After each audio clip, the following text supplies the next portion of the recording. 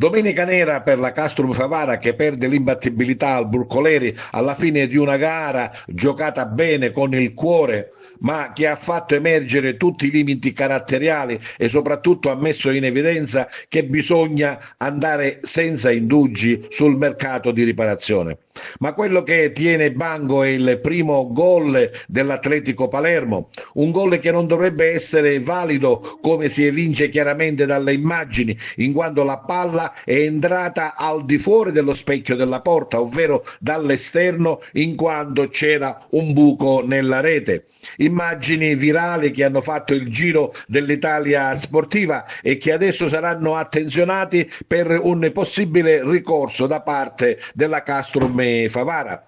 Ma andiamo alla partita. Pochi giocatori d'esperienza indistinta nella Castrum Favara, una panchina composta solo da juniores e una infermeria piena. Di contro, Atletico Palermo ha giocato benissimo anche per il suo blasone dei tecnici, Emilio Zangara tra gli altri.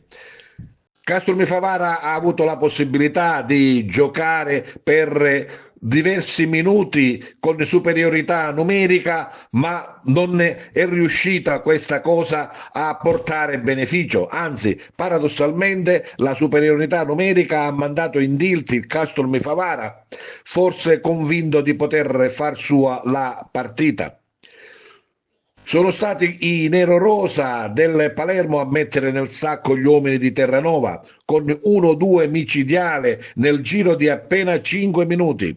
Il primo gol contestato che abbiamo già riferito e poi il secondo gol per un regalo della difesa, un raddoppio che stronca Castrum Favara almeno nel proseguo. Poi invece è stato un monologo favarese con tantissime palle gol, con Gueià, Piazza, Tripicchio. Clamoroso il gol fallito da Orofino a fine del primo tempo. Nella ripresa, dopo la strigliata di Terranova, il Favara ci crede e accorcia le distanze con De Minne. Gol di testa su calcio d'angolo. Poi la sagra degli errori e dei pali. 2 traverse colpite da Anzila e Gueià e clamoroso pareggio fallito a porta libera da Alessio Piazza. A fine partita festa grande per gli ospiti e purtroppo troppi rimpianti per Vaccaro e compagni. Io ero lì, la palla è uscita di 2 metri, purtroppo c'era la rete che è un po' più larga e la palla è entrata, ma la palla è nettamente fuori. Quindi la palla entra facilissima, da fuori. Lui ha controllato, ha detto che era tutto a posto e in più Guardaline mi ha detto non capisco perché protestate, perché era dentro.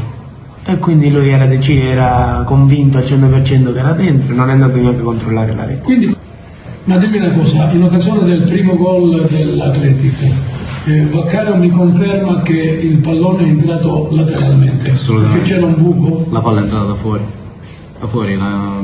erano larghi i quadri della porta. E quindi tu confermi che il pallone 100%, era al 100%? la palla è entrata da fuori.